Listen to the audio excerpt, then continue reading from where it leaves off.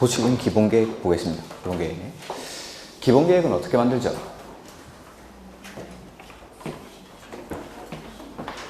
수립하고 승인하고 이렇게. 그래서 광역도시계획은 지정하고 수립하고 승인하고. 근데 도시군 계획, 그 다음에 도시군 기본계획 이런 것들은 어디서 만드는 계획이죠? 관할에서. 어디서 만드는지가 정해져 있으니까 따로 지정할 필요 없이 그냥 수립하고 승인하죠. 자, 관할에서 수립하는 계획이니까 계획은 누가 만들면 됩니까? 지자체장이 특별시, 광역시, 시, 군이 수립을 하죠. 관할에서 만드는 계획이니까 특, 광, 시, 군이 수립합니다. 당연히 특별, 자치, 시, 도는 들어가겠죠. 그 다음에 아까 국가계획과 관련된 기본계획은 누가 수립한다라고 했죠? 그런 게 없다라고 했죠. 없다라고. 언니라고 했죠. 언니. 예외 없이 기본계획은 특, 광, 시, 군이 수립을 하죠. 예외 없이. 이렇게. 그래서 어떤 말로 꼬셔도 절대 넘어가면 안 됩니다. 기본계획에는 수립권자가 특, 광, 시, 군 밖에 없습니다. 국가계획과 관련된 경우에도 특, 광, 시, 군이 수립하고 국방상, 국가안전보전상 기밀을 지켜야 할 필요가 있을 때도 특, 광, 시, 군이 수립하고 국방부 장관의 요청에 의해서 수립하는 경우에도 이 사람들이 수립을 합니다. 어떤 말로 꼬셔도 절대 넘어가면 안 되고 예외 없이 수립권자는 특, 광, 시, 군. 그 다음에 수립권자랑 승인권자는 상하관계를 가지니까 특별시, 광역시, 특별자치, 시, 도에서 수립한 기본계획은 국장의 승인을 받죠. 아니죠. 스스로 확정하죠. 아무 생각이 없어 지금. 원래는 국장이 승인을 하다가 개정된 지가 꽤 됐습니다. 이런 것들. 그래서 특별시, 광역시, 특별자치, 시, 도가 수립하는 기본계획은 스스로 확정하죠. 승인을 받는 게 아니라. 근데 시장, 군수가 수립한 계획은 원칙대로 도지사의 승인을 받습니다. 이렇게. 그래서 특별시, 광역시는 스스로 확정하죠. 그래서 시에서는 스스로 확정을 하고 시군은 도지사의 승인을 받습니다. 그래서 스스로 확정하는 사람이랑 승인하는 사람 합하면은 시, 도지사라고 했었죠. 이렇게. 이게 이제 수립하는 사람, 승인하는 사람. 그 다음에 계획을 수립하는 절차 보면은 수립하기 전에 맨 처음에 뭐 해야 되죠? 기초조사. 광역도시계획의 기초조사를 준용하니까 여기서도 하여야 한다라는 거. 그 다음에 기초조사 하고 나면 의견 듣죠. 의견 몇 번 듣습니까? 2번. 한 번은 주민한테, 한 번은 의회한테 이렇게 의견을 듣죠. 자, 기초조사는 광역도시계획을 그대로 준용하니까 하여야 한다인데 광역도시계획에 어떤 내용들이 두 가지가 추가가 되죠? 토지 적성평가랑 재해, 취약성 분석 이러한 것들을 포함을 해야 되죠. 그 다음에 토지 적성평가나 재해, 취약성 분석은 얼마 안에 했을 때 생략할 수 있습니까? 5년 안에 실시한 경우. 그 다음에 하나 더 말씀드렸던 게 다른 법률에 따른 지역, 지구 등의 지정이나 개발계획의 수립을 위해서 기본계획의 변경이 필요할 때 이럴 때도 토지적성평가, 재해, 취약성 분석을 하지 않을 수가 있습니다. 그래서 5년 안에 했거나 아니면은 다른 법률에 따른 지역, 지구의 지정이나 개발계획의 수립을 위해서 기본계획의 변경이 필요할 때 했거나 바뀔 때, 했거나 바뀔 때, 했거나 바뀔 때 이럴 때는 생략할 수 있다라는 거. 그 다음에 주민의 의견 청취는 절차가 역시 공청회라는 절차를 거치죠. 공청회. 그 다음에 의회는 항상 수립권자가 속해 있는 의회의 의견을 들으니까 수립권자가 특, 광, 시, 군이라서 특, 광, 시, 군 의회의 의견을 들으면 되죠. 이렇게 수립을 하고 나면 승인권자한테 보내주고 승인권자는 역시 협의하고 심의를 거쳐서 승인을 하게 되죠. 이때 스스로 확정하는 사람이랑 도지사를 합하면 시, 도지사니까 시, 도지사가 스스로 확정하거나 승인을 할 때 협의랑 심의는 중앙이랑 합니까? 지방이랑 합니까? 지방이랑. 그래서 관계, 행정기관의 장이랑 협의하고 지방도시계획위원회의 심의를 거친다라는 거. 그래서 기본계획에서는 국장, 중앙 이런 말이 나오면 안 됩니다. 이렇게 기준 빼고는. 그 다음에 이러한 도시군 기본계획은 원칙 수립을 해야 됩니까? 할 수 있습니까? 하여야 한다라고 했죠. 의무적으로 수립을 해야 되는데 예외적으로 재량이 인정되는 곳은 어디에서만? 시나 군에서만 수립하지 않을 수 있는 경우가 있죠. 그래서 특별시, 광역시, 특별자치시도는 반드시 수립을 해야 되고 시나 군에서만 예외가 인정이 되는데 예외가 인정이 되는 경우가 첫 번째 경미한 경우라고 했었죠. 그래서 어디에 속하면 안 되죠? 수도권에 속하면 안 되고 두 번째는 광역시와 경계를 같이 하지 아니하는 인구 10만 이하의 시 또는 군에서 그 다음에 두 번째는 대체 가능한 경우라고 했었죠. 그래서 관할 전부입니까? 일부입니까? 전부에 대해서 광역도시계획이 수립되어 있습니다. 그리고 이 수립된 광역도시계획의 내용 안에 보니까 기본계획의 내용이 일부 포함됩니까? 모두 포함됩니까? 전부. 모두, 전부. 그래서 관할도 전부고 내용도 전부 포함되어 있을 때에는 기본계획을 만들지 않고 광역도시계획으로 대체를 하겠다라는 거. 이것도 마찬가지. 시나 군에서만. 그래서 예외가 인정되는 곳은 시나 군에서만 예외가 인정이 됩니다. 그 다음에 기본계획은 원칙 관할 단위로 수립을 하죠. 근데 예외적으로 인접한 관할구역의 전부 또는 일부를 포함해서 기본계획을 수립할 수가 있죠. 그리고 인접한 관할구역을 포함해서 기본계획을 수립할 때는 몰래 포함시킵니까? 협의하고 포함시킵니까? 미리 협의하고 포함해서 기본계획을 수립할 수 있다. 그 다음에 기본계획은 수립 단위에 관한 규정이 없죠. 그래서 10년 단위로 수립해야 한다 이런 식으로 많이 출제를 했습니다. 아닙니다. 우리가 배우는 범위 안에서는 수립 단위에 관한 규정은 존재하지 않습니다. 그 다음에 재검토는 5년마다. 그래서 우리가 배운 대부분의 재검토는 5년마다 있었죠. 근데 1년마다 재검토하는 게 하나 있었는데 투기, 과열지구, 지정, 유지 여부에 대한 재검토는 1년마다. 그거 빼고 나머지 재검토는 거의 5년마다 한다고 생각하시면 됩니다. 투기, 과열지구, 지정, 유지 여부에 대한 재검토는 5년마다. 이렇게. 이런 것들. 자, 문제 보죠. 기본계획은 27회 때 문제 출제되고 그 뒤로는 지금 안 나오고 있는데 이 정도로 안 나올 게 아닌데 올해는 아주 출제가 유력하지 않나 생각하는데 시험에서 가장 많이 나온 거는 요거 경미한 거. 그 다음에 스스로 확정한다라는 거 이런 것들. 그 다음에 수립권자는 예외 없다 뭐 이런 것들. 사실 작년에도 기본계획이 나올 거라고 했는데 광역도시계획이 나왔는데 뭐 언젠가 한번 나오겠죠.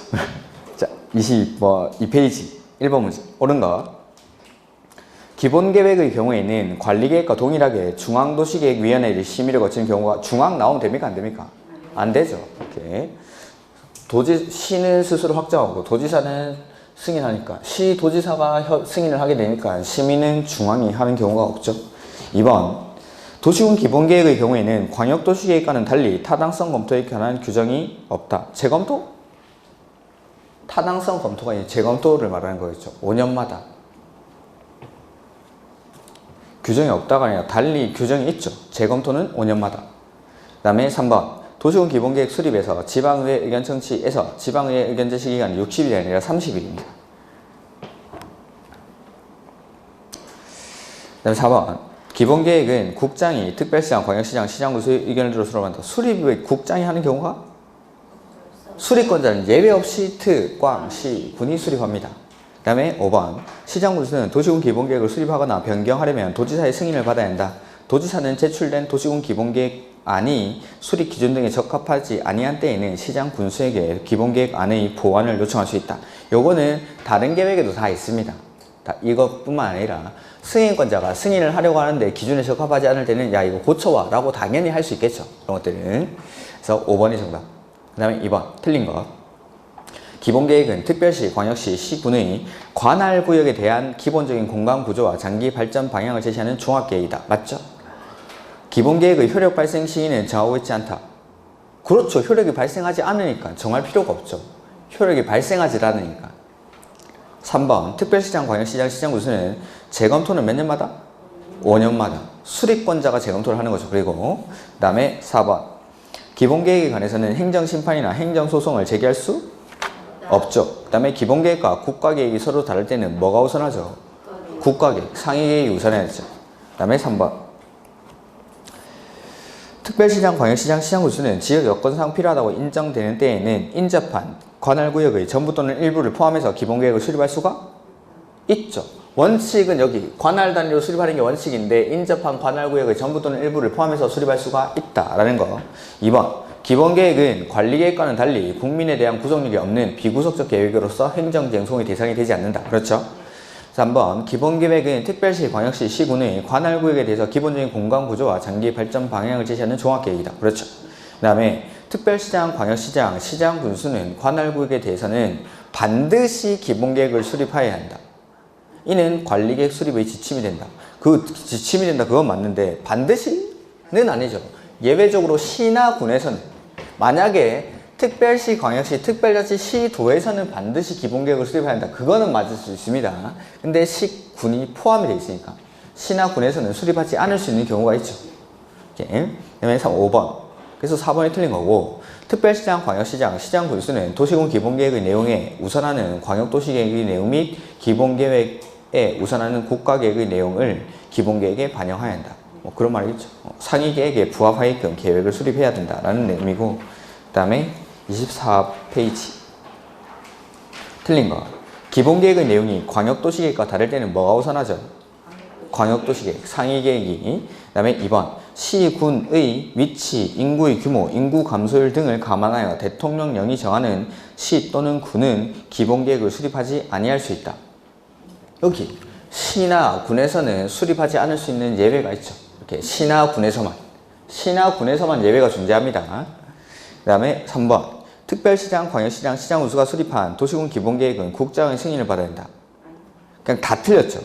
특별시장, 광역시장, 특별자치, 시도는 스스로 확정하고 시나 군은 국장의 승인이 아니라 도지사의 승인을 받습니다.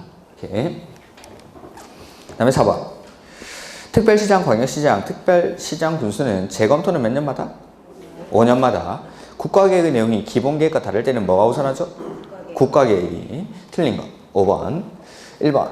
도시군 기본계획은 관리계획 수립의 지침이 되는데 여기 기본계획으로부터 지침을 받아서 만드는 게 관리계획. 그래서 기본계획은 관리계획 수립의 지침이 되는 계획이 맞죠. 그 다음에 2번. 기본계획 기준은 누가 정하죠? 국장이. 그 다음에 3번. 특별시장, 광역시장, 시장군수가 도시군 기본계획을 수립하는 때에는 미리 특별시, 광역시, 시 또는 군의회의 의견을 들어야 한다. 여기 수립할 때 지방의회의 의견을 들으라 이 말이죠. 특, 광, 시, 군이 수립하니까 그 의회의 의견을 듣습니다. 이렇게. 그 다음에 4번. 시장 또는 군수는 도시군 기본계획을 수립하거나 변경하려면 대통령령으로 정하는 바에 따라 도지사의 승인을 받아야 한다. 시장, 군수는 도지사의 승인을 받는 게 맞죠.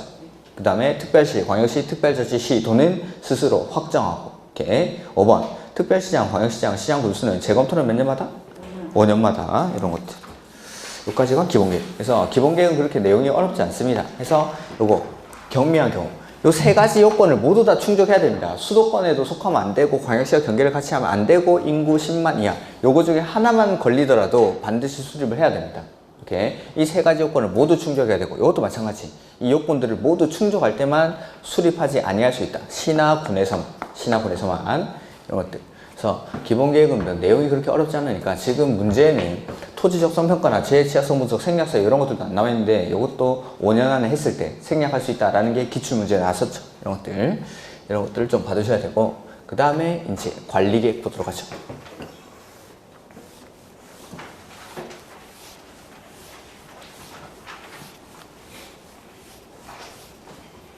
관리계획. 자, 광역도시계획이나 기본계획에서는 수립이랑 승인이라는 말을 쓰는데 관리계획은 어떻게 만듭니까? 그렇죠. 입안?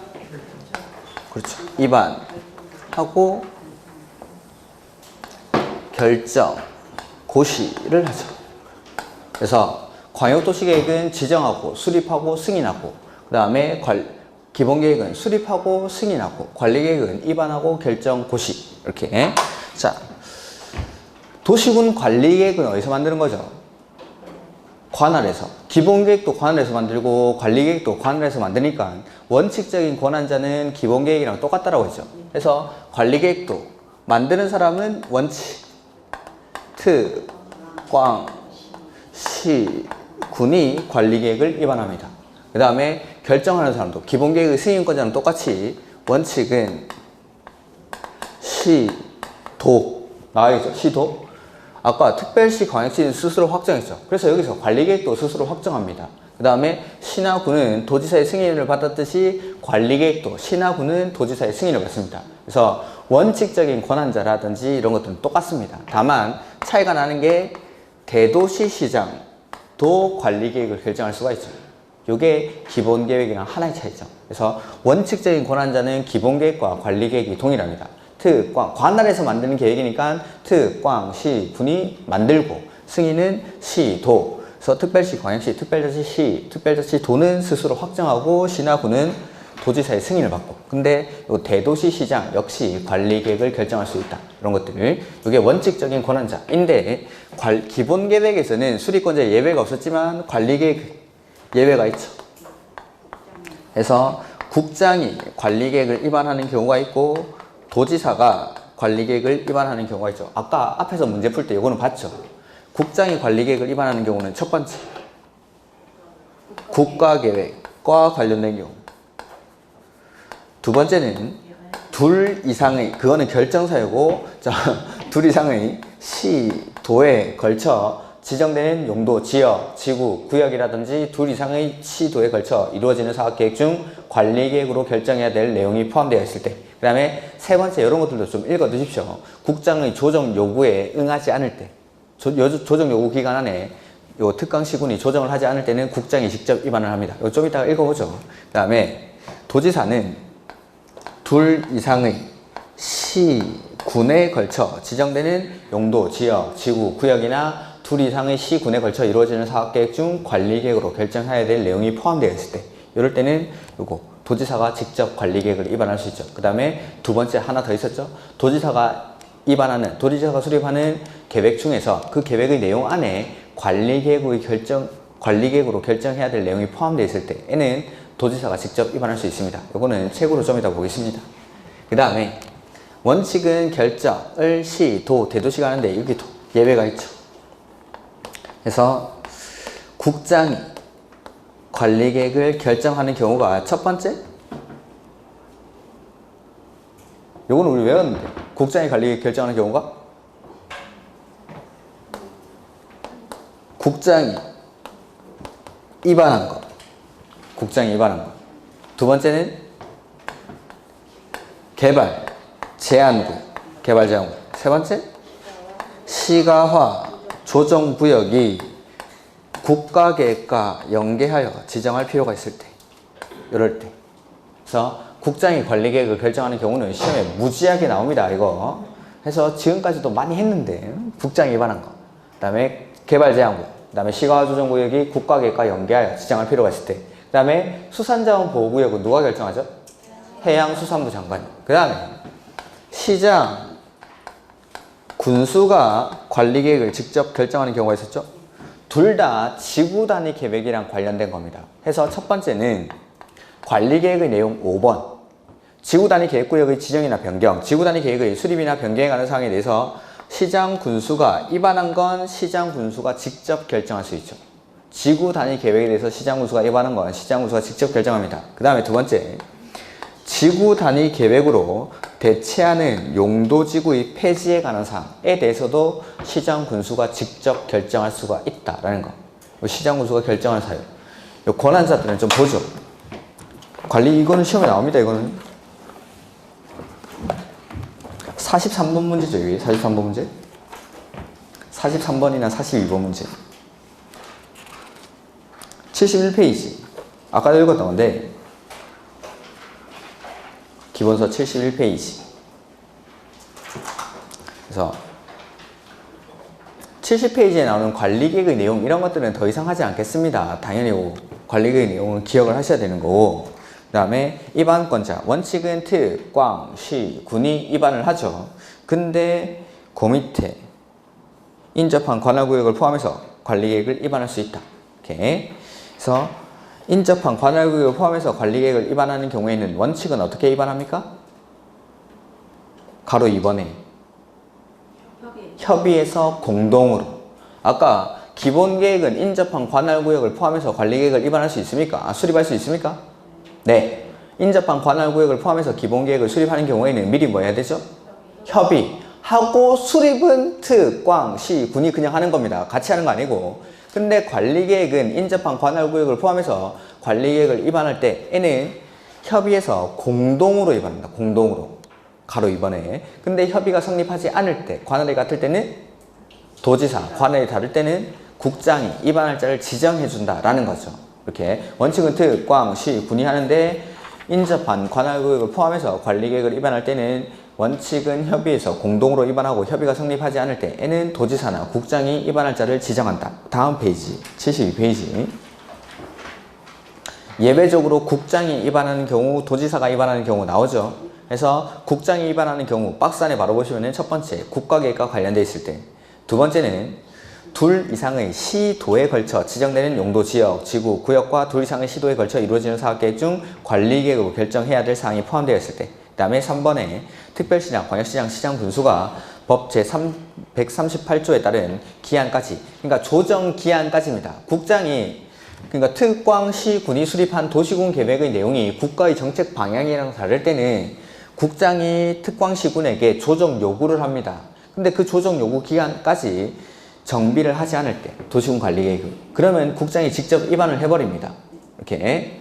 그 다음에 도지사가 위반하는 경우 보시면은 박스 안에 둘 이상의 시군에 걸쳐 지정되는 용도, 지역, 지구, 구역과 둘 이상의 시군에 걸쳐 이루어지는 사업계획 중 관리계획으로 결정해야 될 사항이 포함되어 있을 때, 그 다음에 2번 도지사가 직접 수립하는 사업계획으로서 관리계획으로 결정해야 할 사항이 포함되어 있을 때 도지사가 다른 법률에 따른 어떠한 사업계획을 수립을 하는 거죠. 근데 그 안에 관리계획으로 결정해야 될 내용이 포함되어 있는 겁니다. 그러면은 야 시도지사 니네가 이거 시장 군수 니네 이거에 관한 관리계획을 수립해서 빨리 승인 신청해 라고 하는 것보다는 도지사 자기가 직접 만드는 게 훨씬 더 수월하니까.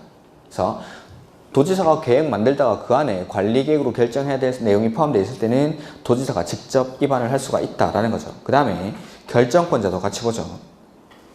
84페이지.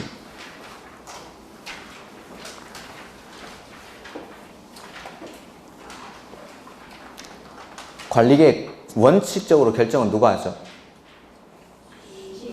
시, 도, 대도시가 합니다. 근데 그 밑에 시장 군수가 직접 관리계획을 결정할 수 있는 경우가 나오죠. 박스 안에 첫 번째 시장 군수가 위반한 지구단위 계획구역의 지정이나 변경, 지구단위 계획의 수립이나 변경에 관한 관리계획은 시장 군수가 직접 결정할 수 있죠. 두 번째, 지구단위 계획으로 대체하는 용도지구의 폐지에 관한 사항에 대해서도 시장 군수가 직접 결정합니다.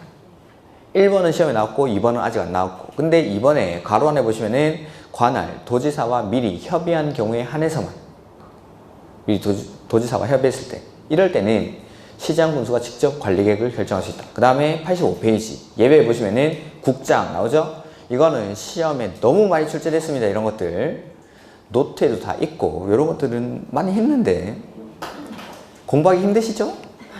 제가 또 짜증나게 맨날 물어보고 얼굴이 점점 초췌해져 가는데 힘내십시오. 얼마 안 남았습니다. 이제 해서 첫 번째 국장이 위반한 거. 최근에는 이렇게 그냥 국장이 위반한 건 국장이 결정한다 이렇게 나오는 것보다는 여기 위반 사유랑 같이 묶어서 나옵니다. 둘 이상의 시도에 걸쳐 지정되는 용도, 지역, 지구, 구역에 관한 사항이나 둘 이상의 시도에 걸쳐 이루어지는 사업계획 중 관리계획으로 결정해야 될 사항이 포함된 것에 대해서는 국장이 위반을 한 사항은 국장이 결정한다. 이렇게 엄청 지문을 길게 늘어뜨리는 거죠.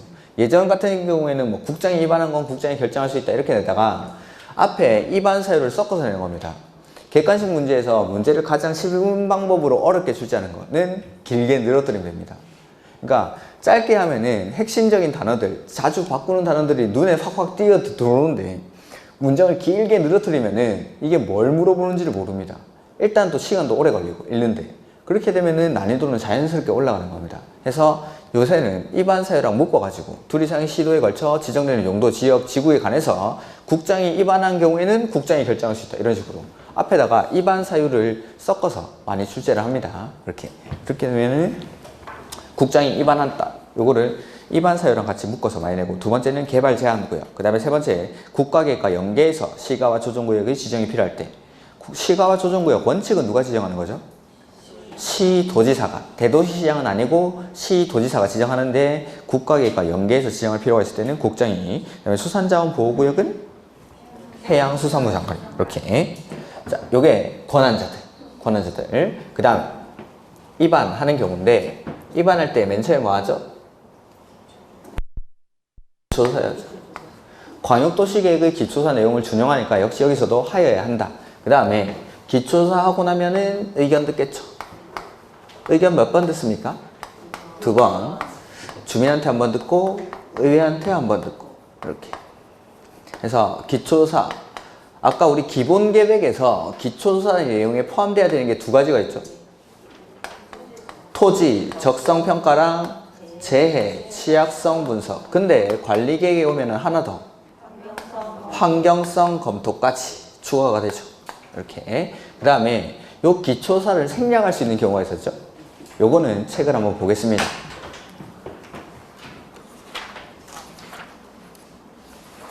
그래서 79페이지.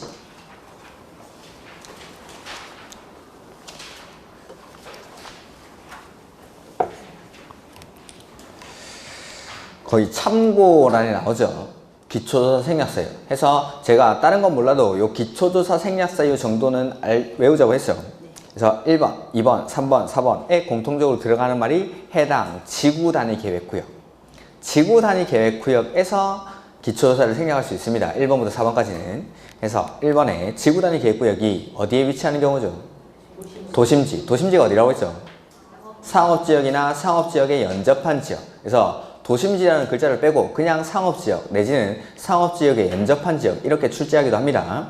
이런 경우. 그 다음에 해당 지구단위계획구역 안의 나대지 면적이 전체 구역 면적의 2%에 미달할 때. 그 다음에 세 번째, 해당 지구단위계획구역 또는 도시군 계획시설 부지가 다른 법률에 따른 지역, 지구 등으로 지정되거나 개발계획이 수립되어 있을 때.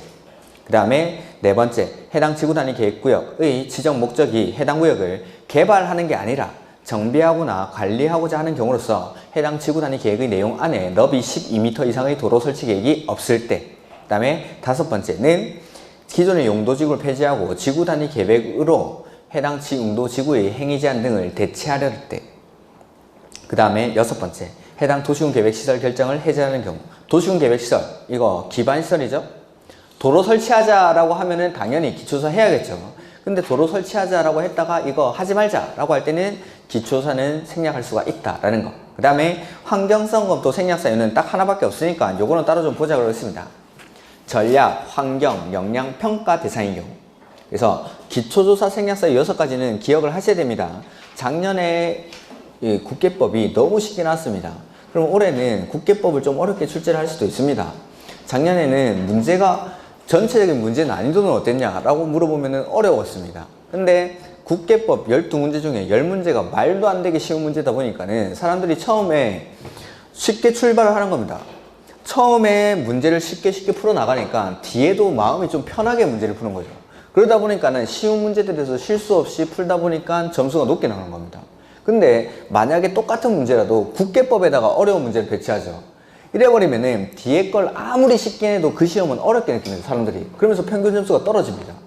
작년 같은 경우에는 문제 난이도는 상당히 어려웠는데도 불구하고 사람들이 너무 높은 점수를 받았던 이유는 국계법이 너무 쉬워서. 그럼 처음 출발할 때부터 한 12문제 중에 8문제 이건 내가 맞출 수 있겠는데? 라고 하면은 마음에 안정감이 생겨요, 안정감이.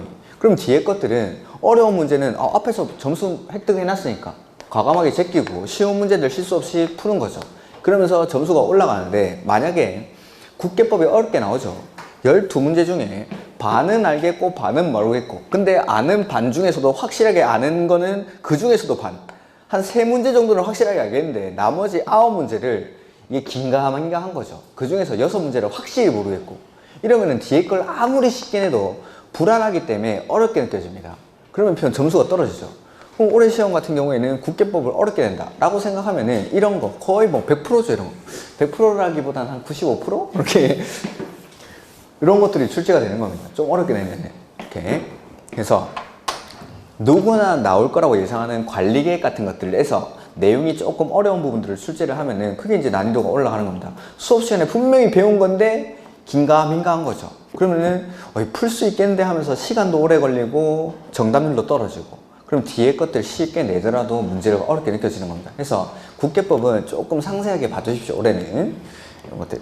그래서 기초적 생략사유 같은 것들을 기억을 해야 되고, 토지적 성평가나 재해취약성 분석 이런 것들 얼마 안에 했을 때 안 합니까? 5년 안에 했을 때 이런 것들. 그래서 토지적 성평가 생략사유는 좀 많이 나오는데 8번, 9번 이런 거 보지 말라고 했습니다. 8번, 9번은 한 7번 정도, 토지적 성평가 생략사유의 7번 정도까지만 읽어만 보셔도 좋습니다. 읽어만 보셔도. 이렇게. 그리고 그 아까 봤던 기초조사 생략사유 같은 것들은 토지적 성평가, 재해취약성 분석, 환경성 검토에 동일하게 다 들어가죠. 그래서 다음 주 환경성 검토를 실시하지 않을 수 있는 경우는, 이렇게 물어보면은 대부분은 기초조사 생략사유에서 출제를 합니다. 대부분은. 그래서 기초조사 생략사유에다가 추가적으로 그 밑에 있는 내용들을 추가가 되는 거죠. 이렇게. 그래서 기초조사 생략사유 정도는 꼭 좀 기억을 하고 시험장에 가시기 바랍니다. 그 다음에 주민의 의견 청취인데, 광역도시계획이나 기본계획에서는 주민에게 의견 들을 때 절차가 공청회였는데, 이거는 공청회 하면 안 되죠. 직접 보여줘야 되죠. 그래서 먼저 공고를 합니다. 열람시켜주겠다라고. 그래서 공고하고 나서 며칠 동안 보여주죠? 14일. 주민한테 의견 들을 때는 대부분이 14일 이상 열람을 시켜주고, 그 다음에 열람 기간 안에 의견이 있는 사람들은 의견서를 제출할 수 있죠. 그리고 이 의견에 대해서 답변 주는 기간이 60일 내에 결과 통보를 하죠. 그 다음에 의견을 받아본 결과 그 내용이 조례로 정하는 중요한 사항일 때에는 다시 공고하고 열람을 펼칠 수가 있습니다. 이렇게. 그 다음에 하나 봐야 되는 게,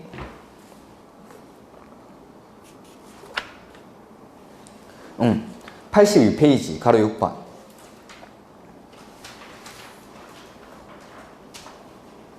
국방상, 국가안전 보장상 기밀을 지켜야 할 필요가 있거나 경미한 사항인 경우에는 주민의 의견 청취, 의회의 의견 청취 이러한 것들을 생략할 수가 있다라는 거죠. 이렇게. 뭐 지방의 의견 청취 이런 것들은 됐고, 지방 된 건 아니고 이거 봐야 될 게 있죠.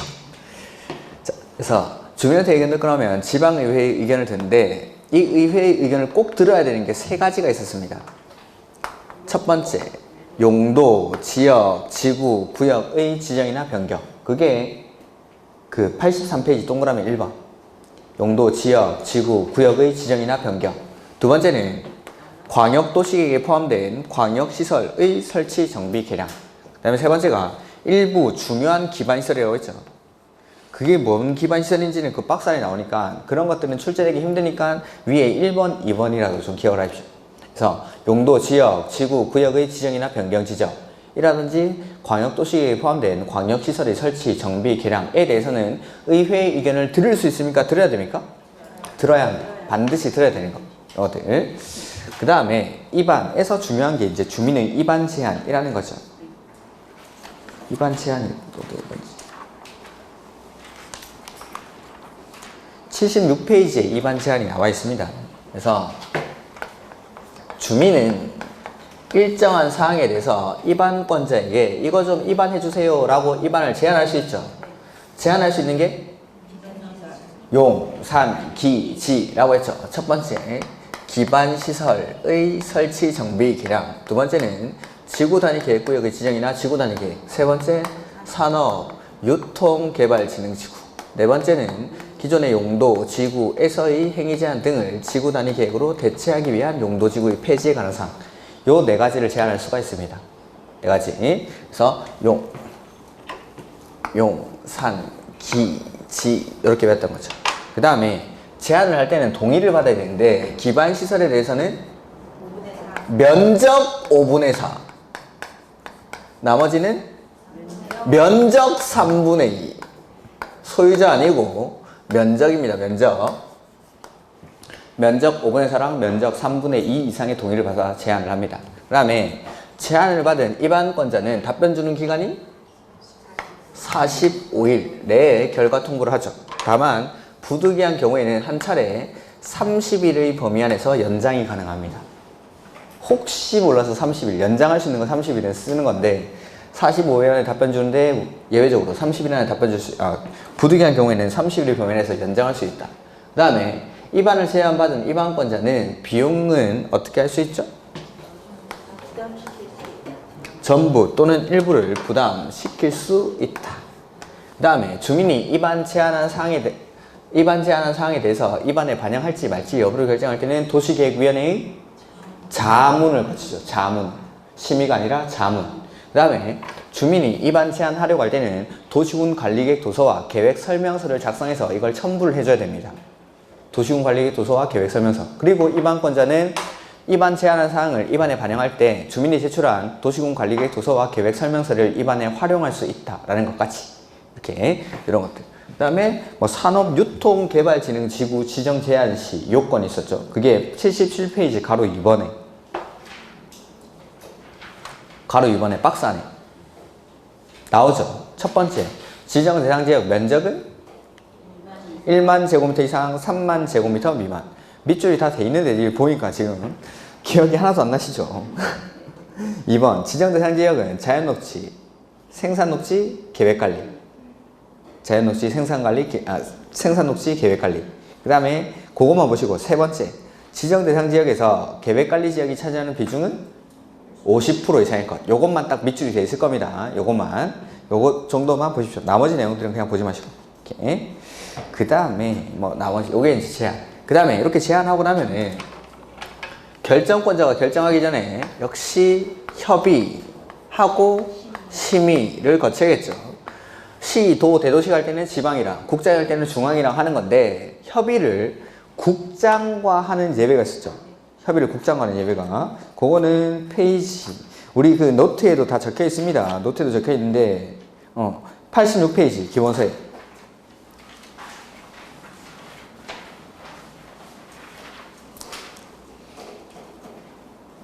그래서 국장과 협의하는 경우 나오죠? 가로 2번에 86페이지 가로 2번에 국장과 협의. 그래서 첫 번째는 그 바로 밑에 박스 들어가지 말고 본문에 시도지사는 국장이 입안해서 결정한 관리계획을 변경할 때, 이게 첫 번째 사유. 국장이 입안해가지고 국장이 결정한 걸 시도지사가 변경하려고 합니다. 그럴 때는 국장한테 물어보고 하라는 거죠. 이게 첫 번째 사유고, 두 번째는 박스 안에 1번 광역도시계획과 관련해서 시도지사가 입안한 관리계획. 그 다음에 세 번째는 개발 제한 구역이 해제되는 지역에 대해서 해제 이후 최초로 결정되는 도시군 관리계획. 이런 것들은 관리계획을 결정하기 전에 협의를 누구랑 하죠? 국장과 협의하는 경우가 요 세 가지. 나머지 마지막에 동그라미 3번 이거는 보지 마십시오. 그래서 국장이 입안해서 결정한 관리계획을 변경할 때, 그 다음에 광역도시계획과 관련해서 시도지사가 입안한 도시군 관리계획. 그 다음에 세 번째는 개발 제한 구역이 해제되고 나서 최초로 결정되는 도시군 관리계획. 이러한 것들은 국장과 협의한다라는 거. 그 다음에 심의 역시 도시계획위원회의 심의를 거치죠. 국장이 할 때는 중앙이랑 지방이 할 때는 지방이랑. 근데 이거 건축위원회랑 공동심의를 하는 경우가 86페이지 맨 밑에 가로 2번에 나오죠. 86페이지 맨 밑에 가로 2번에 시도지사입니다. 시도지사가 뭐에 대해서? 지구 단위 계획에 대해서 결정하려고 할 때, N은 건축위원회랑 도시계획위원회가 공동으로 하는 심의를 거칩니다. 시도지사가 지구 단위 계획에 대해서 결정할 때, 이런 것들. 그 다음에 뭐 협의 심의 생략이 나오는데, 이런 것들은 국장이나 시도지사는 국방상, 국가안전보장상 기밀을 지켜야 할 필요가 있을 때, N은 협의, 심의 전부 또는 일부를 생략할 수 있다라는 거. 그 다음에 결정하고 나면 결정권자가 고시를 하죠. 여기는 결정권자가 고시를 하고 나서 그 다음에 입안권자에게 송부를 해주죠. 이걸 받은 입안권자는 공고하고 열람하는 게 아니고 열람만 해주면 되죠. 여기 고시를 하고 보내줬으니까 열람만 시켜주는데 기간 제한은 없다라고 했죠. 없다라고. 구속력이 있는 계획이니까 계속 볼 수 있어야 됩니다. 내 땅에 개발 제한 구역이 지정됐는데 30일 지났다고 안 보여주고 이러면은 어디까지가 개발 제한 구역인지를 알 수가 없으니까 계속 볼 수 있어야죠. 이런 것들. 요게 결정고시. 그 다음에 관리계획으로 결정하고 나면 이 관리계획으로 결정된 사항에 대해서 뭘 해야 되죠? 지형 도면을 작성해야 되죠.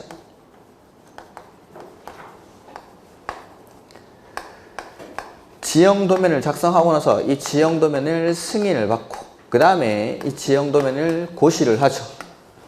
그러면은 관리계획 결정의 효력은 언제 발생하죠? 지형 도면을 고시한 날에 관리계획 결정의 효력이 발생한다라는 거. 지형 도면을 고시한 날에. 그 다음에 지형 도면 작성 이거 누가 합니까? 입안권자가 지형 도면 작성을 하죠. 그 다음에 승인은 도지사만 합니다. 도지사만. 그 다음에 고시는 결정권자가. 이렇게. 그 다음에 기득권 보호라는 게 있었죠. 여기 관리계획이 결정이 됩니다. 관리계획 결정 당시에 이미 허가나 승인 등을 받아 사업이나 공사에 착수한 사람, 이 사업을 어떻게 하면 되죠? 그냥 하면 됩니다. 그냥 하면 되는데 이 관리계획 결정의 내용이 시가화 조정구역이나 수산자원 보호구역의 지정에 관한 내용일 때는 3개월 내에 뭐 해야 되죠? 신고하고 사업을 계속할 수 있다. 이게 기득권 보호. 그 다음에 관리계획은 재검토 몇 년마다 하죠? 5년마다. 기본계획이랑 관리계획은 재검토를 5년마다 한다라고 국계법에 규정이 되어 있습니다. 이렇게. 자, 문제 보겠습니다.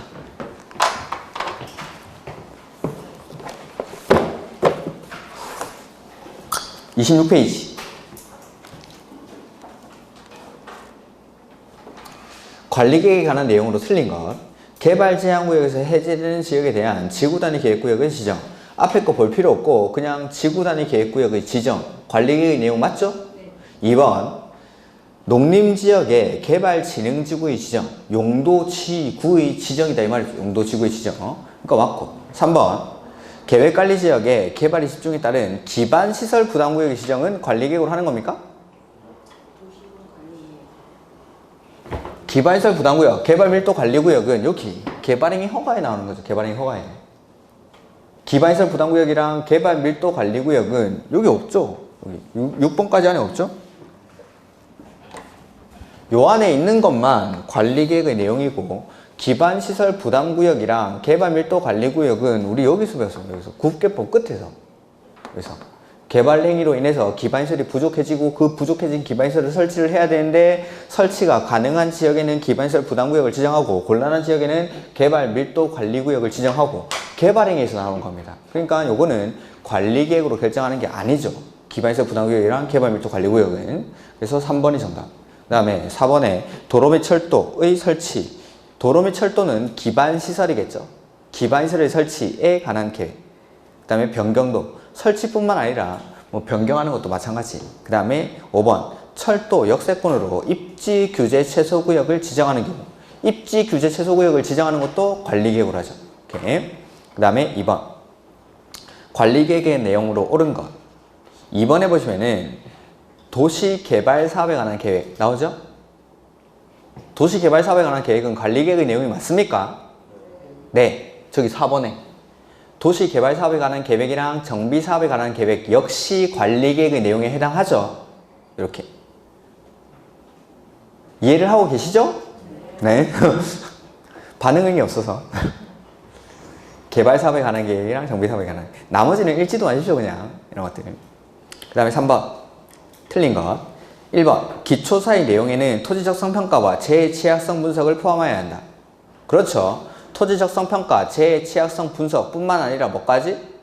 환경성 검토까지. 2번 주민은 지구 단위 계획구역의 지정에 관한 관리계획의 위반을 제한할 수 있다. 여기 용, 산, 기, 지, 중의 지조. 이렇게. 그 다음에 3번 관리계획은 계획의 상세 정도, 도시군 관리계획으로 결정하여야 하는 기반시설 설치 종류 등을 차등화되게 위반하여야 한다. 기억이 안 나실 수 있으니 잠깐 책을 보겠습니다. 이런 것들은.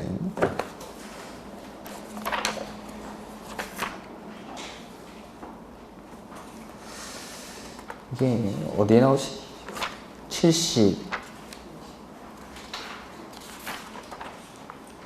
74, 75 이런 것도 74페이지 기본서.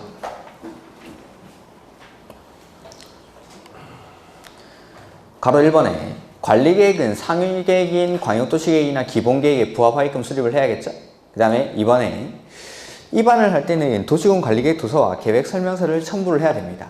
입안권자도 아까 주민이 입안 제안할 때 내는 서류가 요거 도시군 관리계획 도서와 계획 설명서, 그리고 입안권자도 입안을 할 때 도시군 관리계획 도서와 계획 설명서를 함께 작성을 해야 되고, 그 다음에 가로 3번에 도시군 관리계획은 계획의 상세 정도, 관리계획으로 결정하여야 하는 기반시설 종류 등에 대해서 도시 및 농산, 어촌 지역의 인구 밀도, 토지 이용의 특성 및 주변 환경 등을 종합적으로 고려해서 당연히 차등을 두어 입원을 해야겠죠. 이렇게 지역에 따라서 달리 사정이 다르니까. 그 다음에 가로 4번 기준은 누가 정하죠? 국장이. 그 다음에 평김에 하나 더 보죠. D페이지. 입안의 특례 나오죠. 입안의 특례. 국장, 시도지사, 시장, 군수는 관리계획을 조속히, 관리계획을 빨리 만들어야 됩니다. 그러면은 광역도시계획이나 기본계획이 만들어질 때까지 기다릴 여유가 없죠. 그럴 때는 광역도시계획이나 기본계획을 수립할 때 함께 입안할 수 있다. 그래서 지문에서 조속히 보면은 맨 끝에 함께 입안할 수가 있는지 없는지만 판단하시면 됩니다. 오케이. 자, 이런 거 같이. 자, 보면은. 그래서 3번 문제, 3번 지문 차등화되게 입안해야 한다. 이거 맞죠? 도시 및 농산, 어촌 지역의 인구 밀도나 특성 등을 고려해서 차등을 두어 입안해야 한다. 그 다음에 4번 지구 단위 계획 중 건축물의 배치, 형태, 색채에 관한 사항을 결정하는 때에는 건축위원회와 도시계획위원회가 공동으로 하는 심의를 거쳐야 한다. 이거는 시도지사가 라는 말을 넣어주는 게 더 좋습니다. 앞에. 맨 앞에다가. 시도지사가 지구 단위 계획에 대해서 결정할 때, 시도지사가 지구 단위 계획에 대해서 결정할 때 에는 건축위원회랑 도시계획위원회가 공동으로 하는 심의를 거쳐야 되죠. 예. 시도지사가 지구 단위 계획에 대해서 결정할 때. 그 다음에 5번 도시자연공원구역의 지정 및 변경에 관한 관리계획은 누가 결정하죠? 시도, 대도시가. 요건 용도구역의 지정권자죠. 용도구역에는 개발제한구역, 시가와 조정구역, 도시자연공원구역, 수산자원보호구역 이런 거 있었죠. 개발제한구역은 누가 지정합니까? 국장이. 시가와 조정구역은 원칙 누가 지정하죠? 시도지사. 근데 국가계획과 연계해서 지정할 필요가 있을 때는 국장이. 그 다음에 도시자연공원구역은 원칙적인 시도, 대도시가. 시도, 대도시. 그 다음에 수산자원보호구역은 해양수산부 장관이. 이렇게 용도구역의 지정권자는 용도구역에서보다 관리계획에서 훨씬 더 많이 출제를 합니다. 그 다음에 28번 4번 문제 보죠. 28번 페이지. 틀린 것. 도시군 관리계획은 계획의 상세 정도, 관리계획으로 결정하여야 하는 기반시설 종류 등에 대해서 도시 및 농산, 어촌 지역의 인구 밀도, 토지형 특성 및 주변 환경 등을 종합적으로 고려해서 차등하게 입안해야 한다. 맞죠? 그 다음에 국장, 시도지사, 시장, 군수는 관리계획을 조속히 맨 끝에 가서 함께 입안할 수 있다. 적혀 있습니까? 네. 맞습니다. 3번 관리계획은 광역도시계획이나 기본계획, 상위계획에 부합하게끔 수립을 해야겠죠? 그 다음에 4번 주민 및 이해관계자는 개발제한구역, 시가와 조정구역 등의 지정 또는 변경에 관한 사항에 대해서 과 지구단위 계획에 대해서 관리계획 입안할 수 있는 자에게 입안을 제한할 수 있다. 입안 제한할 수 있는 거는 용, 산, 기, 지. 그러면은 개발 제한 구역 이런 거 제한할 수 있습니까? 안 되죠. 용도 지역, 지구 구역 이런 것들은 제한할 수가 없죠. 용도 구역인 개발 제한 구역, 뭐 시가와 조정 구역 이런 거 지정해달라고 하는 사람도 아마 없을 겁니다. 내 땅에 개발 제한 구역 지정하고 시가와 조정 구역 지정해달라고 제안하는 사람이 정상적인 사람들은 제안하지 않겠죠. 그 다음에 5번 광역도시계획 수립을 위한 기초조사에 관한 규정은 관리계획을 위반하는 경우에도 준용한다. 그렇죠? 기초조사 내용은 기본계획이랑 관리계획에 그대로 준용을 합니다. 이 경우 국장, 시도지사, 시장, 군수는 기초조사 내용에 토지적성 평가, 재취약성 분석을 포함해야 한다. 그렇죠? 그 다음에 환경성 검토까지도 포함을 해야 되죠. 5번 옳은 거. 국장 또는 시도지사, 시장, 군수는 관리계획을 입안하고자 하는 때에는 미리 인구, 경제, 사회, 문화, 토지이용, 환경, 교통, 주택, 그 밖에 대통령령이 정하는 사항 중 당의 관리계획 수립 또는 변경에 관한 사항에 관해서 필요한 사항을 조사하거나 측량할 수 있다. 그렇죠. 지금 기초조사를 이렇게 쭉 풀어서 써놓은 겁니다. 중간에 써놓은 게 이게 다 기초조사입니다. 기초조사. 그래서 거기 보면은 미리 인구, 경제, 사회, 문화, 토지 이용, 환경, 교통, 주택, 그 밖에 대통령령이 정하는 사항에 대해서 조사하는 게 기초조사입니다. 기초조사. 기초조사는 해야 됩니까? 할 수 있습니까? 그래서 하여야 한다이기 때문에 틀린 거죠. 2번 특별시장, 광역시장, 시장군수는 관리계획 안의 주요 내용을 공고하고 관리계획 입안 안을 며칠 동안 주민한테 보여주죠? 14일. 그 다음에 의견이 있는 자는 열람기간이 끝난 후가 아니라 열람기간 내에 의견을 제시해야 된다. 열람기간 내에. 정말 희한한 것도 바꿔놨네. 그래서 14일 이상 열람을 시키고 의견이 있는 자는 열람기간 내에 의견을 제시할 수 있다.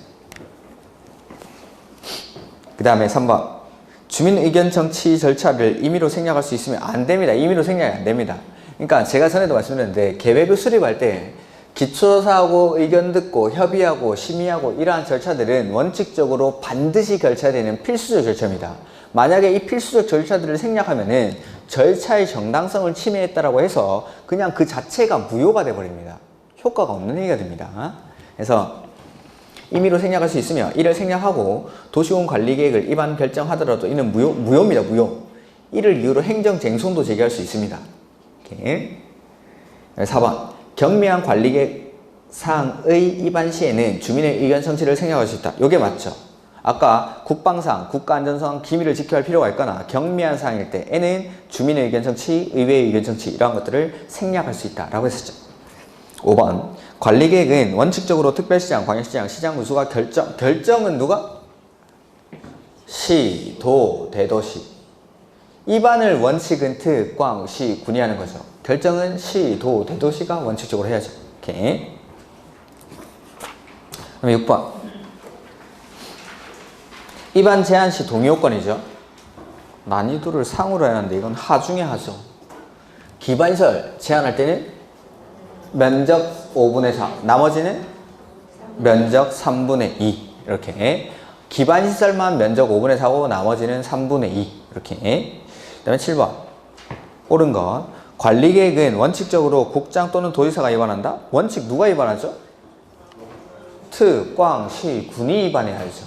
예외적으로 국장이나 도지사가 입안할 수 있는 거지 원칙은 관할 단위로 수립하는 계획이니까 특, 광, 시, 군이 입안합니다. 화이팅! 점점 눈빛이 초점을 잃어가네. 자, 2번 주민은 기반시설의 설치, 정비, 개량에 관한 사항에 대해서 제한할 수 있다. 그렇죠? 여기 기반시설에 대해서 제한할 수 있죠. 그래서 2번이 정답. 3번 주민으로부터 관리계획 입안을 제한받은 관리계획 입안권자는 제한일로부터 최장 60일. 자, 원칙적으로는 며칠? 45일인데 부득이한 경우에는 얼마 연장할 수 있죠? 30일을 연장할 수 있죠. 그러면 최대 길게 하면 75일이 되죠. 그 다음에 4번 관리계획의 입안권자는 주민의 제안을 관리계획 입안에 반영할 것인지 여부를 결정함에 있어 지방도시계획위원회의 심의를 거쳐야 한다. 도시계획위원회 입안할지 말지 여부를 결정할 때는 도시계획위원회의 자문 5번 주민 및 이해관계인을 포함한 주민은 그러니까 자 여기 주민이 입안 제한할 수 있다고 했는데 주민뿐만 아니라 이해관계인도 입안을 제한할 수 있습니다. 이해관계인을 포함한 주민은 용도지역의 변경에 관해서 입안을 제한할 수가 있습니까? 안 되죠. 용도지역, 지구구역 이런 것들은 입안을 제한할 수가 없다. 오케이, 8번 틀린 것 관리계획은 용도지역과 용도지구의 지정 및 변경에 대해서 수립하는 것이지 직접적인 행위 제한을 하는 것은 아니다. 여기 관리계획으로는 용도지역이나 용도지구를 지정하거나 변경하는 거죠. 근데 행위제한은 용도지역이 지정이 되면 행위제한이 3가지가 따라붙었는데 건축제한, 건폐율, 용적률 이런 것들은 관리계획으로 하는 게 아니라 대통령령에 정해놨습니다. 대통령령. 그래서 각각의 용도지역별로 건폐율 최대한도, 용적률 최대한도 이런 것들은 대통령령에 가면 나오죠. 건축제한도 원칙은 대통령령에서 정하고 있죠. 그러니까 관리계획으로 하는 건 용도지역의 지정이나 변경까지를 관리계획으로 하는 거고 지정이 되고 나서 행위제한은 다시 대통령령에서 행위제한을 하고 있습니다. 이렇게. 그래서 지정과 변경에 대해서 수립하는 것이지 직접적인 행위 제한을 하는 것은 아니다. 네, 그렇습니다. 이렇게 조금 이해하기 힘들 수도 있는 거죠. 이런 것들. 그 다음에 2번 관리계획을 조속히 함께 위반할 수 있다 나와야 되는데 뭐 이상한 거 나와있죠? 이건 틀린 거죠. 그래서 보면은 조속히 위반할 필요가 있다고 하더라도 행정계획의 위계 질서 유지를 위해서 이런 것들은 광역도시계획이나 기본계획을 수립된 경우에만이 아니라 함께 위반할 수가 있습니다.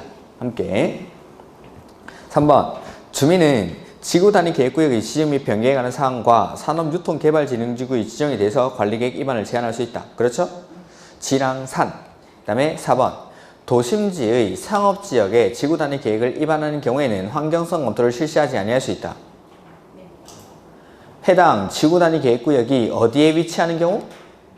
도심지. 그 도심지가 상업지역이나 상업지역에 연접한 지역이었죠. 이런 데서는 기초조사를 생략할 수 있으니까 기초조사뿐만 아니라 환경성 검토, 토지적성 평가, 재해취약성 분석 싹 다 생략할 수 있는 경우죠. 이렇게. 그래서 환경성 검토를 실시하지 아니할 수 있다. 맞죠? 그 다음에 관리계획 재검토는 5년마다. 5년마다. 9번.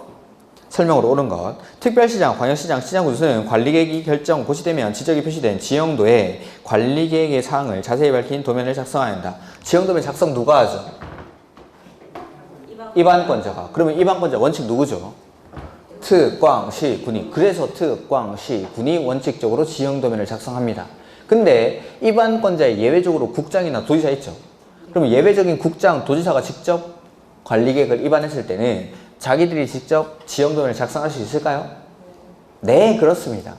그래서 그냥 입안한 사람 싹 다 에블바디가 지형도면을 작성하는 겁니다. 입안한 사람이. 그게 아마 밑에 나올 텐데 어디? 3번 먼저 볼까요? 국장 또는 도지사는 관리계획을 직접 입안한 때에는 관계 특별시장, 광역시장, 시장, 군수의 의견을 들은 후 송부하면 이 사람들이 작성하는 게 아니라 그 해설을 읽죠. 3번에. 해설. 국장이나 도지사는 관리계획을 직접 입안한 경우에는 지자체장의 의견을 들어서 자기가 직접 지형도면을 작성합니다. 특, 광, 시, 군의 의견을 들어서 직접 지형도면을 작성한다. 그래서 그냥 입안한 사람이 지형도면을 작성한다고 생각하시면 됩니다. 그 다음에 2번. 시장, 군수는 지형도면을 작성한 때에는 도지사의 승인을 받아야 하며 승인 신청을 받은 도지사는 지형도면과 결정 고시된 관리계획을 대조해서 착오가 없다고 인정하는 때에는 15일이 아니라 30일입니다. 이런 것들은 좀 어려운 건데 그냥 한번 봐두십시오. 30일 이내에 승인을 해야 한다. 그래서 여기 입안권자를 다시 한번 정리해보면은 국장, 시, 도지사, 시장, 군수, 에블바디가 관리계획을 입안할 수 있죠. 근데 국장이 입안했을 때는 도지사한테 승인을 받을까요? 안 받을까요? 안 받겠죠. 시, 도지사는 도지사한테 승인 받을까요? 안 받을까요? 안 받겠죠. 그래서 시장, 군수만 도지사에게 승인을 받는 겁니다. 지형도면은. 그러면은 승인 신청이 있으면 30일 안에 승인 여부를 통보해 주라는 거고, 승인을 했으면은 이때는 시장, 군수가 고시하는 게 아니라 승인한 도지사가 고시를 합니다. 나머지는 국장이나 시, 도지사는 여기 승인을 안 받았죠. 그래서 자기가 직접 고시하는 거고. 그 다음에 여기서 입안권자가 승인을 받는데 대도시시장은 자기가 관리계획을 결정할 수 있습니까? 여기 대도시시장은 결정할 수 있죠. 그러면 여기 도지사에게 승인 신청을 하는 시에는 대도시시장은 빠져야 됩니다. 대도시시장은 도지사의 승인을 받지 않고 자기가 직접 고시를 합니다. 그러면은 시장, 군수는 관리계획을 결정할 수 있습니까? 시장, 군수가 관리계획 결정할 수 있습니까? 네. 여기. 그러면 시장, 군수도 지형도면을 고시할 수 있을까요? 네, 이거에 대해서는. 이 지구단위 계획구역의 지정이나 변경, 지구단위 계획의 수립이나 변경에 관한 사항이랑 요거 지구단위 계획으로 대체하는 용도지구의 폐지. 이거는 시장, 군수가 직접 결정할 수 있죠. 여기에 대해서만큼은 도지사의 승인을 받지 않고 자기가 직접 지형도면을 고시합니다. 그러니까 결정 권한이 없는 사항에 대해서 시장, 군수가 입안한 걸 도지사에게 승인을 받고 도지사가 고시를 하고, 그 다음에 요거는 따로 승인을 받지 않고 자기가 직접 고시를 할 수가 있습니다. 그래서 그냥 한마디로 입안한 사람이 지형도면을 작성하고 결정 권한이 없는 시장, 군수가 도지사의 승인을 받습니다. 그 다음에 결정하는 사람이 지형도면을 고시를 합니다. 그러니까 시장, 군수도 지형도면을 고시할 수가 있습니다. 지구 단위 계획에 대해서만큼은. 이렇게. 그래서 여기 승인을 받아야 되는 도시시장에는 대도시시장은 원칙적으로 빠집니다. 대도시시장은 결정 권한이 있으니까 이런 것들. 그 다음에 3번은 했고 4번 지형도면 작성 기준 방법과 지형도면 고시 방법 및 절차 등에 관해서는 국계법이 적용되는 게 아니라 토지이용 이런 것들은 보지 마십시오. 해설에 토지이용 규제 기본법에 따라서 지형도면을 작성합니다. 예전에는 국계법에서 규정을 하다가 지금은 토지이용 규제 기본법에 따라서 지형도면을 작성합니다. 이런 것들은 참고로 보시고 그 다음에 관리계획 결정은 고시하면 효력이 발생하고 언제 효력이 발생하죠? 지형도면을 고시한다. 고시가 지금 이 절차에 보면 두 개가 나와 있죠. 여기 고시 한번 하죠. 그리고 여기도 고시 한번 하죠. 그러니까 그냥 관리계획 결정의 효력은 고시를 하면 발생한다 하면 이 고시를 말하는 겁니다. 아니죠. 관리계획이 결정, 고시되면 효력이 발생한다가 아니고 지형도면이라는 말이 반드시 들어가야 됩니다. 지형도면. 그래서 관리계획 결정의 효력은 지형도면을 고시한 날 이렇게 나와야 됩니다. 지형도면을 고시한 날. 이렇게. 그 다음에 10번 틀린 거. 용도지역, 용도지구, 용도구역의 지정에 관한 관리계획이 결정이 있으면 그 지정 목적에 따라 건축 등 토지 이용 행위에 대한 제한이 적용된다. 관리계획, 용도지역, 용도지구, 용도구역이 지정이 되면은 규제를 하겠다 이 말인 거죠. 그냥 읽어만 되죠. 신경 쓸 필요는 없습니다. 2번 결정된 관리계획에 대해서 재검토는 몇 년마다? 5년마다. 그 다음에 도시지역에서 적용 안 하는 규정이 두 가지가 있었는데 농지증이랑 접도구역이라는 규정 두 가지를 적용하지 않습니다. 해서 도시지역에서 농지를 취득하는 경우에는 원칙적으로 농지증을 발급받지 않아도 되죠. 다만 녹지지역의 농지로서 도시군 계획 시설 사업에 필요하지 아니한 농지에 대해서는 그러하지 아니하다 이런 게 있었죠. 그래서 녹지지역의 농지로서 도시군 계획 시설 사업에 필요하지 아니한 농지는 그러하지 아니하다. 이렇게 이것도 맞죠. 이렇게. 그다음에 4번. 도시군 관리계획 결정 당시 이미 사업이나 공사에 착수한 자는 어떻게 하면 되죠? 그냥 관계없이 관리계획 결정과 관계없이 그 사업이나 공사를 계속하면 되는데 다만 시가와 조정구역이나 수산자원 보호구역에는 일정한 조치를 해야 하는데 일정한 조치를 그냥 써놓는 게 나을 텐데 3개월 안에 신고하고 하시다. 그 밑에 있구나.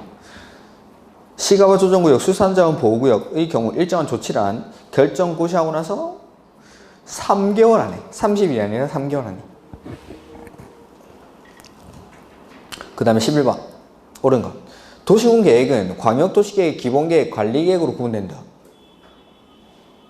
왜 또 고개를 끄덕입니까? 도시군 계획은 두 가지로 구분을 하죠. 기본계획이랑 관리계획으로. 광역도시계획은 빠져야죠. 이걸 지금 거의 반년이 넘게 쓰고 있는데 이걸 도시군 계획은 기본계획이랑 관리계획으로 구분된다. 이 두 가지로. 이렇게. 광역도시계획은 도시군 계획이 아니죠. 2번 도시군 계획은 특별시, 광역시, 시군의 관할구역에서 수립되는 다른 법률에 따른 토지 이용, 개발 및 보전에 관한 계획의 기본이 된다. 기억이 안 나실까봐 이것도 한번 보죠.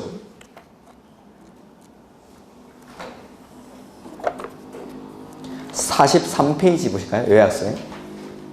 기본서에 43페이지.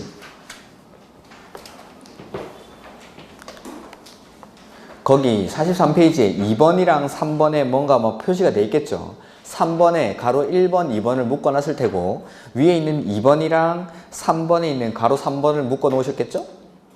수업을 들으신 분들은 아마 묶여 있을 겁니다. 그렇게. 그래서 3번에 가로 1번, 가로 2번은 계획을 수립할 때는 상위계획에 부합하게끔 수립을 해야 되고 상위계획이랑 하위계획이 다를 때는 상위계획이 우선한다. 그런 내용입니다. 그 다음에 2번 다른 계획의 기본인데 거기 도시군 계획 밑줄 내죠. 도시군 계획은 다른 법률에 따른 토지 이용, 개발 및 보전에 관한 계획의 기본이 된다. 다른 법률에 따른 토지 이용 계획의 기본이 되는 건 도시군 계획. 도시군 계획이니까 기본 계획이랑 관리 계획 둘 다를 말하는 거겠죠. 근데 3번에 가로 3번 특별시장, 광역시장, 시장, 군수 가로가 어디까지요? 가 밑에서 세 번째 줄까지 관할 구역에 대해서 다른 법률에 따른 환경, 교통, 수도, 하수도, 주택 등에 관한 부문별 계획을 수립할 때는 뭐에 부합하게끔? 기본 계획에 부합하게끔. 위에 거랑 아래 거랑 차이를 아시겠죠?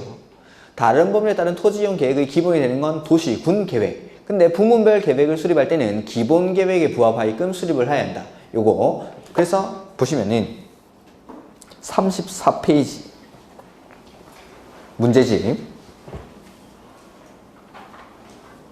이번에 도시군 계획은 다른 법률에 따른 토지 이용 개발 및 보전에 관한 계획의 기본이다. 이게 맞죠?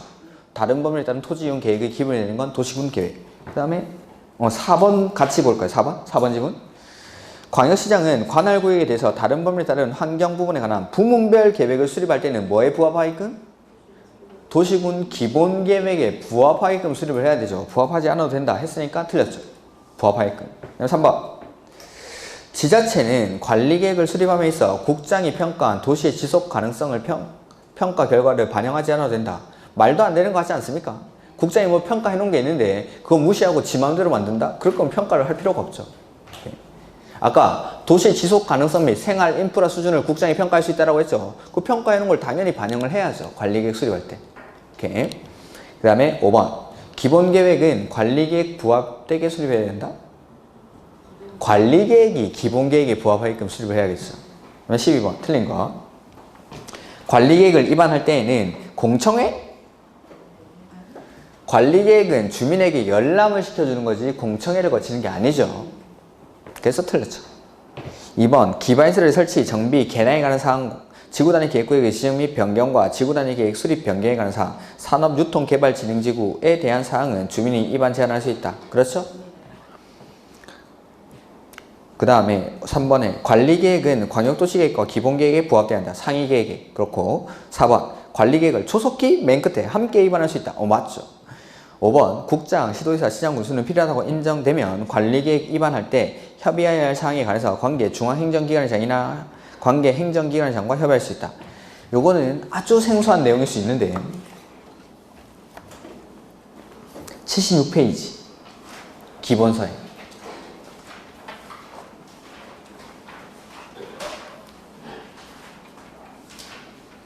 자, 협의는 원칙 언제 하는 거죠? 협의는?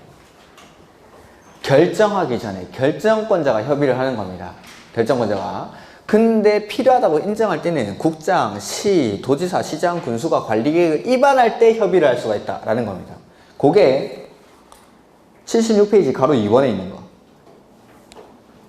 거기. 그래서 국장, 시도지사, 시장, 군수는 필요하다고 인정되면 관리계획을 입안할 때 협의할 사항에 대해서 관계 중앙행정기관장이나 관계 행정기관장과 협의할 수 있다. 이럴 때. 그러니까 원칙 협의라는 건 결정권자가 결정하기 전에 협의를 하는 건데 필요하다고 인정할 때는 입안권자가 입안할 때도 협의를 할 수가 있습니다. 그리고 협의한 사항에 대해서 결정권자한테 보내주면 결정권자는 따로 협의할 필요가 없다라는 게 아마 밑에 나와 있을 겁니다.